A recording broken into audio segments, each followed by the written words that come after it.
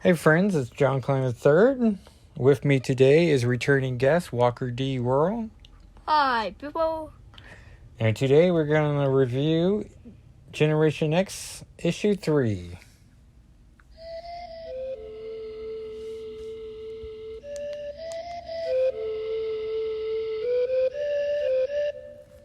And once again, thank you so much, Francisco, for providing the theme song to the podcast. Have you listened to our other 2 episodes on the series? Yeah. Oh, nice. Well, in case you're joining us, this is issue 3. So issue 1 and 2, we met the team. This is, of course, the Generation X substitute title during the Age of Apocalypse, starring Katya Rasputin, Age of Apocalypse's Shadowcat, and Peter Rasputin, Colossus, and they are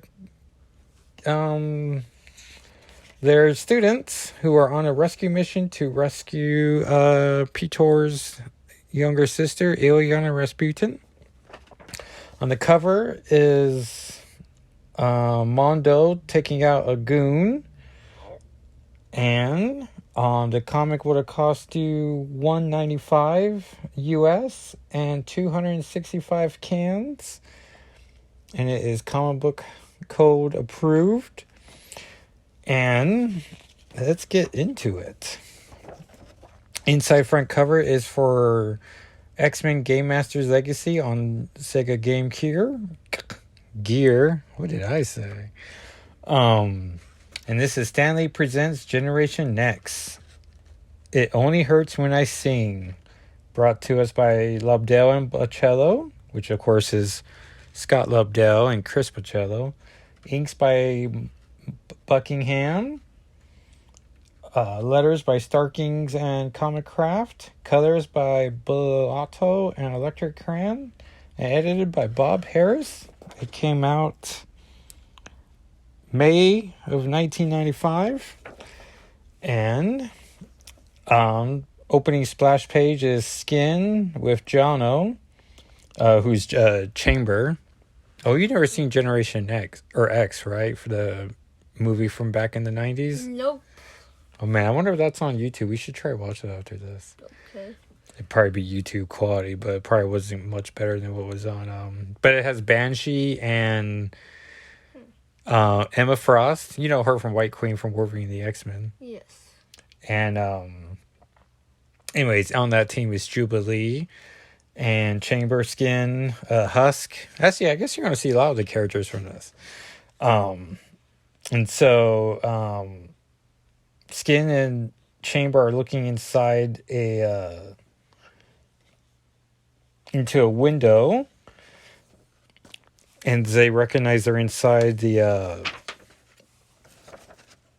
I forgot the core, the Seattle core, and they're on the above ground unit of it. Seattle? My mom what to do. Oh yeah, you're right. My beautiful wife, his wonderful mother, just came back from Seattle, and we just got finished doing our boys' weekend. Yes. Which was pretty nice. Mm-hmm. But yeah, you're right. Even when I reviewed issue 2, I don't think I connected the Seattle reference. And so we had double page splash. We are being spoiled with splashes. And splash is what you call when the whole page is one piece of artwork. And we see a giant creature who's almost as tall as the core itself with 2 heads, who's like, "Move along, flash skins. We've got a mountain to hollow." And the other head's like, "What he said." And I believe Skin's the one who's just narrating the story. No, it's Skin. He's saying the head honcho who runs the taco stand of the dam is a guy named Apocalypse. He's been leading humanity around by the nose ring for a few years now, since deciding mutants beings born with an extra power in their genetic makeup should rule. Sleazy, gut-munching, soulless mutants anyway. The rest of us joined the X-Men, just so we'd be able to shut down cribs like these geomolecular sweatshops. What can I say? Angelo might not have been Mama's Esperanzo's smartest bambino. He actually has 3 heads. Oh yeah, he does have a teeny tiny, and I think the tiny head's the one that's even saying that. Yes. How does? Ugh, I saw it. you did. And so they're narrating. I can't see where they are on the core. Oh, I see them. They're a tiny little window next to Jono's speech bubble. And Jono, he talks in this bubble because he's psychic, and when his mutant powers manifested, it blew out his chest. So now he only talks with his, and yet he has a girlfriend. So who knows how that works? But it does. And so we see a bunch of guards. We see humans and mutants just slaving away. Oh yeah. So Skin continues narrating. Leastways, I can wake up and stare at my skin distended gray face in the reflection every AM. Comprende? The mutant guards that surround the core, what do they have to look forward to? And we see one of the guards noticing a father and daughter in the distance, and he's like, violation. He like a third eye pops up in his head, and that's who is on the cover. Every day they torture weak, defenseless humans, terrorize them, dehumanize them. Not so occasionally destroy them. And I guess the violations is inner flat scan furrizing is strictly forbidden. And forbidden. Feel like I should, because as much as I love you, I know you haven't listened to the other 2 episodes. But Age of Apocalypse, the whole story is that Xavier's son Legion went back in time, like far back in time, and killed his father. And so this world has never known Charles Xavier outside of as a soldier in the Korean War. And so now that Xavier's dead, all the future has changed. And so now we're seeing a snapshot of this new timeline. And Apocalypse has gone around destroying, like killing mutants who have the ability to change time. What? Wow. I have a question. Yeah. Well, on this page, wow, Nerds got famous. Yeah, I was going to... Usually I talk about the full page and then I do the ad. But yes, the next page is Nerds and the X-Men teamed up together. And hey, Willy Wonka. Nerds is a Willy Wonka candy. And apparently the boxes were so big you could get a trading card out of it. Wow. Oh, I guess it's the back of the box. Which I'm not the biggest fan of Nerds, but my wife loves them. Also, obviously. You like Nerds? Yeah. When do you ever eat Nerds? Is that thing like the little candy? Yeah, with the little pebbles. Yeah. Exactly like this. Yeah. Okay, but it's not. Yeah, it looks like a Tic Tac, but they're very tiny. They're like crumbs of a Tic Tac. Yes. Anyways, let's continue this. And so, Chamber is, and somehow Chamber has a speech bubble, like without the telepathic aura of it. And the guard has just destroyed the little girl's mother, or I'm sorry, the girl's father. And she's like, my father was offering me food for our last meal 3 days ago. So who knows, maybe they feed them once a week, which is ridiculous as they're trying to hollow out a mountain. So, you know, you might want to feed your crew so they can work a little harder, but I'm sure they don't care about any of that. And so she screams at him like, you had no right to take him away from me. And she throws a rock and it hits him in the head with a kick. A kick. It's K-E-K-T. How do you say that? Wait, what? How do you pronounce that sound effect? With this? Yeah. Lip. Okay. This one right here. Next. Okay. Anyway, so he obviously kills her as well. And then Skin continues narrating, Chica's got spunk, give her that. I wonder, am I going to be this brave when I die? And East Coast Comics has a full ad here, full page ad, and they're promoting their comics work. I'm trying to find X-Men. I guess we want Uncanny X-Men. Yes. That's the thing. issue Yeah. 266 would cost you $40. I think that's Gambit's first appearance. And everything else from there is cheaper. Though they go from 119 to 140, and all those are $18. But maybe they don't even. Hey, the X-Men and Teen Titans crossover is $10. Heroes for Hope #1 is $3. That's a good comic. We should try to review that one day. Anyway, so Jono's even screaming, and still in speech bubble. So I don't know if that's a lettering mistake or But now I think about it, yeah, we can see his full mouth. So I don't know how he's getting away with speech bubble. So he's just like screaming, like, "You motherless, genetic, dead-ended little." And Skin wraps all of his fingers around Jono's mouth and neck several times, trying to get him to quiet as they keep marching around. And then another goon shows up and goes, "Hey, problem over here?" And he's like, "No, not. Oh yeah." And then they're like, "No, we haven't seen any humans. That's what we're doing. We're patrolling."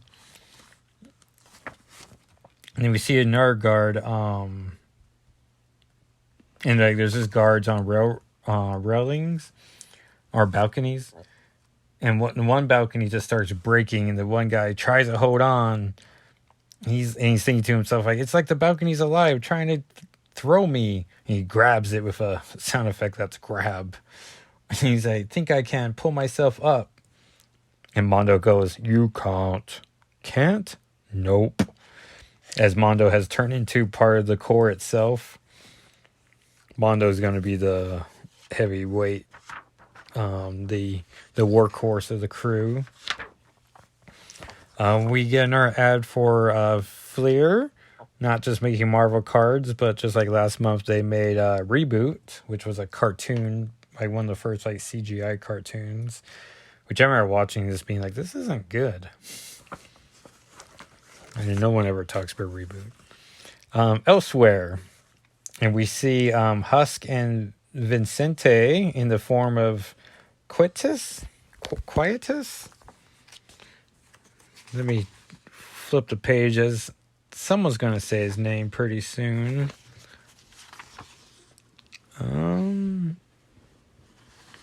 It is Quietus. And so he has a secretary. Oh yeah, because he's like, "What's all that commotion?" And his secretary's like, "Who's to say?" He's like, "As my secretary had yours to say." It's just she runs to go check on it, which gives Husk a chance to talk to Vicente, who she keeps trying to call Vince, and he's like, "No, my name is Vicente. Please respect it."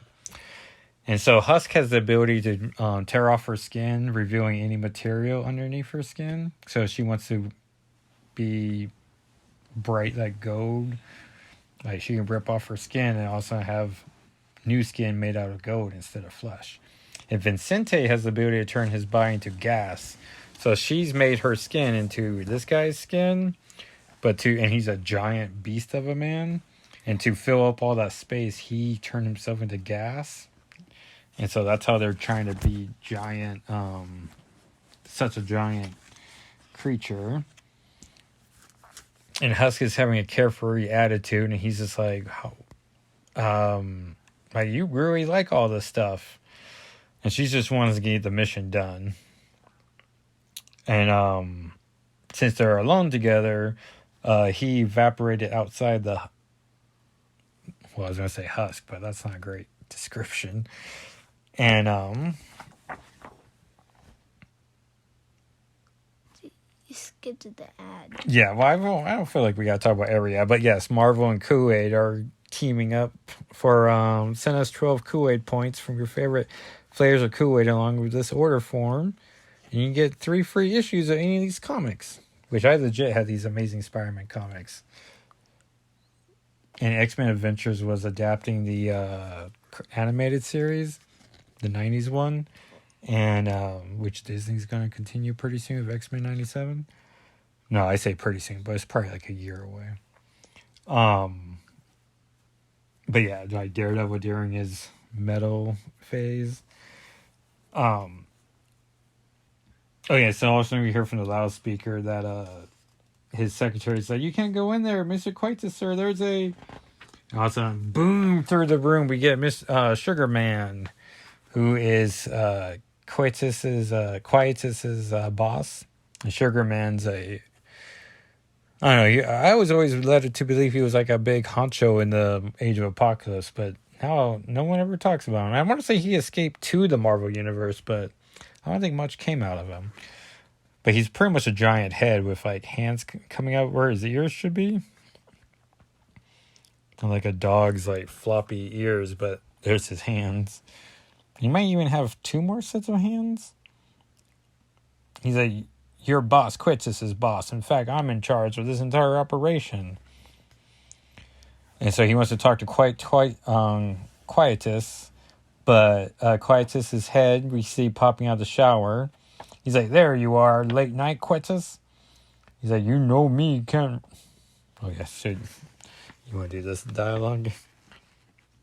When this is, This one. you know me, can't Resist. resist the bath houses.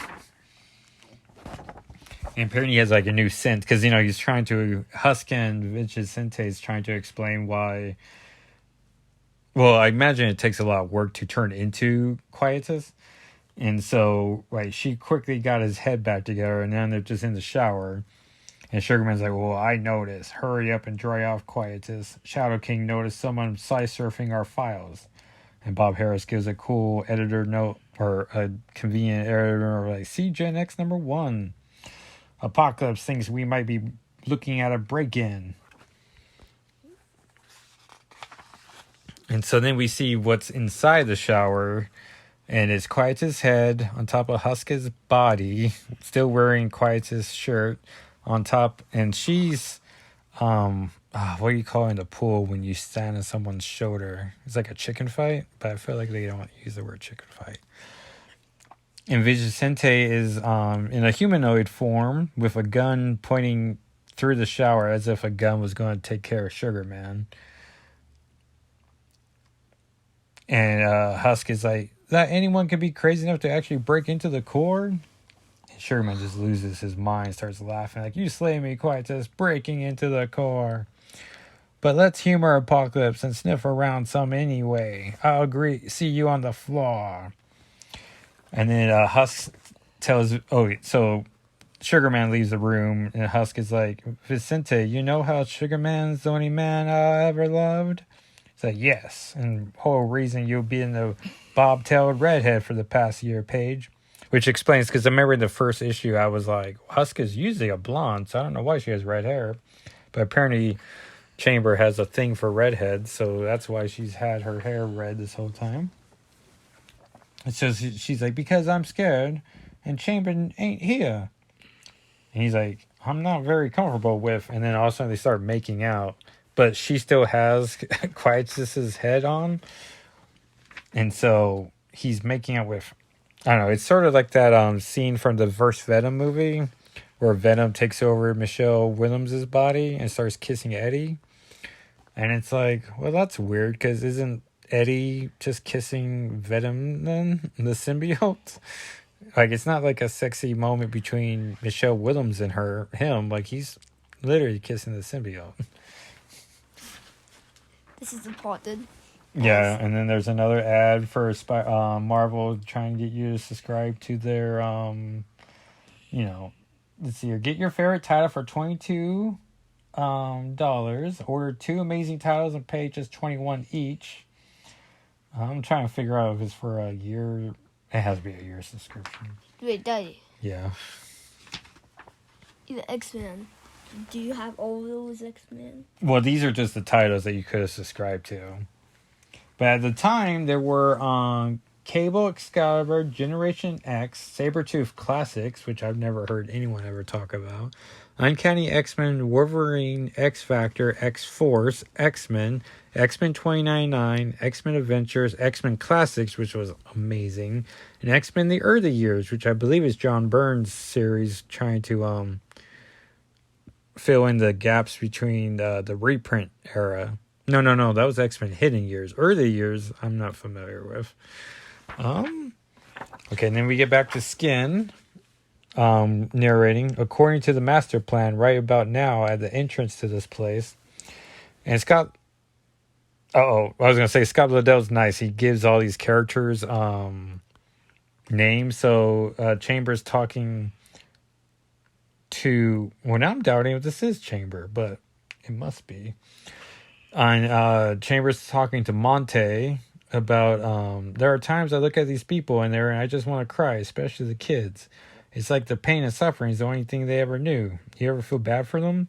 And Monte just like takes a huff of his cigarette, blows out, or cigar, and he goes, "Nope," because he doesn't care. Right? He's sleeping well at night.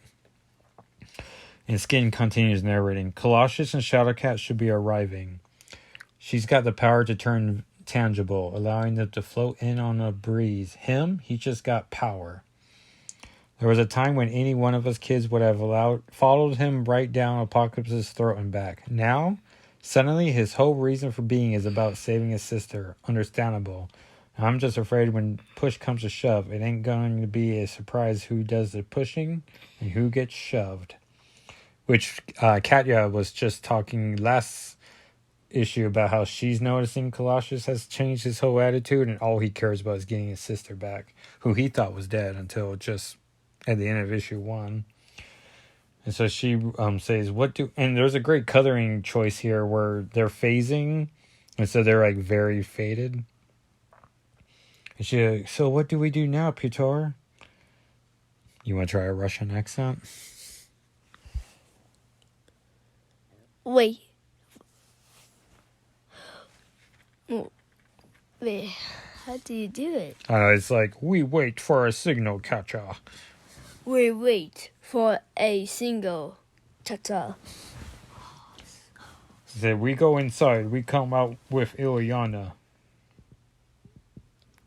Oh, and Monte, I guess, continues his answer like, no, I don't feel sorry for nobody but me. Which is weird, because why go back to those characters? Yeah. I have a question about Skin, my thumb. Okay, yeah, my thumb is using Skin. Okay, so below, Lloyd Walker is showing me his thumb that looks like his bath has tore away a little bit of skin, and so he has some new skin coming underneath. I don't think it's necessary for a podcast. Okay, so we finally catch up with Ilyana, who's below, and she's like, May, tell me again about the sunlight. And May, who I just assume is Aunt May, but there's no way, is like, not much to say, warm like cliff, gone to us forever. Now hush now, Ilyana. Work will set us free.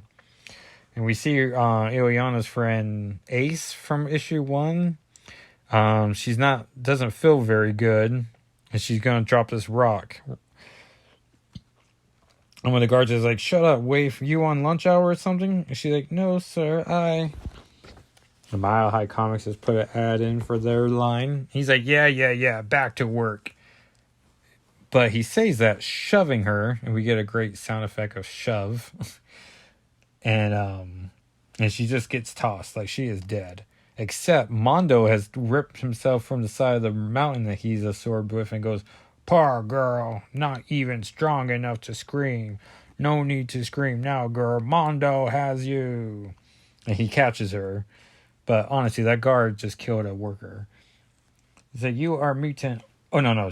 Ace is like, you're a mutant, aren't you? He's like, yes. But you saved me. I thought mutants only killed people. Bad mutants, yes.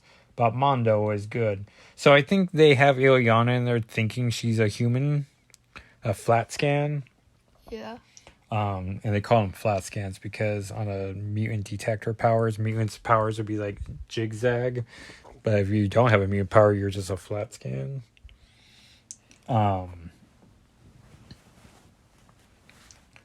So they must think, because I've noticed a bunch of workers, but I thought the workers were also mutants, but I guess they're all just humans. Wow. And so Skin narrates, okay, so we've gotten as far as Subcore Lambda, the section we're guessing Ilyana is being kept in. And me and Chamber are still alive. At this rate, we might live through dinner. And so then we see Skin and the guard, or Skin and Chamber, and they're Oh yeah, see now here's Chamber of his powers again, but his mouth is here, so I don't know what's going on. Also, his body. Yeah, well his body is a chamber, so yeah, I don't know how this whole thing's working. But they found keys, so now they're gonna open the door. Oh yeah, we're getting a 2-page ad here for Malibu's Prime versus the Incredible Hulk limited edition Ultraverse comic. And all of a sudden we finally get Quietus catching up with Chamber and Skin. So we got some of the team together now. And Quietus is screaming at them to stay in character, like, and stay there, you low-life genetic traders, I ought to. And you hear a ahem. Oh, hi, didn't see you there. But first, above ground. And what do they call this thing? Oh, yeah. And their Cerebro in this world, which is called Know-It-All, which is a female identifying computer programs reading, according to my ratings, things do not look good for our side. In the plus column, Mondo would appear to be scant yards away from rescue designate Ileana Rasputin, although there is still 1.6 miles underground. On the other side of the rainbow, Skin and Chamber and Husk and Vicente are, I guess cornered would be the best word. Recommendation? The kids could really use a hand there, teacher and teacheress. Big time. And Katja turns to her husband, Colossus, and is like, Know-It-All is taking a huge, major risk by contacting us. Maybe we should... No, the stewards understood the risk when they took this assignment. assignment. Our only priority is securing my sister. For the fate of the world, nothing else is important. And then we see that who was interrupting Quietus is Sugar Man, who's really taking an effort into patrolling the base. And here's a good body shot of him where he is a giant head with a body and legs. Floppy, see his arms where ears would be, and then he has proper arms. And he has a little goon that follows him around that just repeats what he says. And so now Sugar Man's like, yeah, take care of him. And he gives Quietus a big gun to kill Chamber. And and the Sugar Man's like, hold up, Quietus. Why use a gun instead of your mutation? And Quietus is like, why waste my power on these two? And he thinks like that, and I have no idea what power Quietus even has. And meanwhile, we see back under the ground where Ace and Ileana and Mondo are together. And there's clearly hubbub going around as intruders are found, so people are leaving the work site. And Mondo's like, there, girl's safe now. It's like, I've never be safe while I'm here, Mondo. Please take me with you, please. And Mondo's confused because he knows the mission. And he notices finally, he's like, it's her, Ileana. Mondo found her. Girl, Mondo has to leave, but Mondo will come back for you. Promise? Mondo promises. And then all of a sudden, Mondo comes charging up to Ileana, and she's like, what, May? And May's just like, you're on your own, child. I smell you later. She's like, no, not your own at all. Tugata. And he puts Ileana into his chest. And May's like, maybe you see the sunlight after all, child. Meanwhile, Know-It-All reads, Bing and O. Mondo has secured Ileana. But the more he uses his transmutation power, the greater the risk he will digest her completely. Translation, time is of essence. And Colossus says, I don't suppose I could get you to stay here. And Katja responds, for better or worse, remember? You realize you have been and always will be the love of my life. I assumed as much. So you up to one last fastball special intangible style? Which is interesting. Like, does she just like, has Wolverine and Colossus ever met together in this universe where they would have had a traditional fastball special? And he reads, Wait, is it this or this? no, this one. Never the last Kesa? Katya. Okay, I have a question. Yeah. Is this your action figure you have? Yes, yeah. So Kitty or Katya drops her farmer outfit. And I guess he tears his off too. And so, yeah, so now we get a little taste of the Age of Apocalypse Shadowcat outfit with the black sleeves and the no shirt. And Mondo, nope. And Skin continues narrating. I can't hear the scream, no, but I can feel it just underneath my skin if you're parting the obvious expression, because his codename Skin. It's like all of us have been together for so long, and I could tell when the backup posse's on the way. Only thing I can't tell is if they'll be on time. And so Sugarman really wants Quetzas to shoot Chamber to the point where Sugarman has put a gun to Quetzas's head. And so it's like a Mexican standoff, but where no one's pointing. So it's like a love triangle which I never understood love triangles, because it's never like the base points to the other love triangle. It's more like a upside down V. So Sugarman's threatening Quietus, who is then threatening Chamber, and Chamber's just not sure what happens. Then we hear a chick-cluck, bam! Next issue of Vengeance and Sacrifices. Then we get the X Facts, which is just one page now. March 1995, Where Have All the Heroes Gone? And we get the Marvel Bullpen. And so the wish list. Astonishing X-Men 3, X-Man 3, Generation X 3. The mission to rescue Illyana Rasputin takes a turn for the worse, and if the Sugarman doesn't kill Chamber and Skin, it looks like Husk may have to do it for them, by Scott Lobdell and Chris Boccello. Excalibur 3. Although Nightcrawler and Mystique's perilous journey to the mythic paradise known as Avalon has finally come to an end, danger still lurks behind every swaying palm tree as Damask and Deadman Wade prepare to make short work of this refuge from Apocalypse tyranny by the Warren Ellis and Ken Lashley. Amazing X-Men 3, Factor X 3, Gambit and the Externals 3, and X Universe 1 of 2, which I remember owning.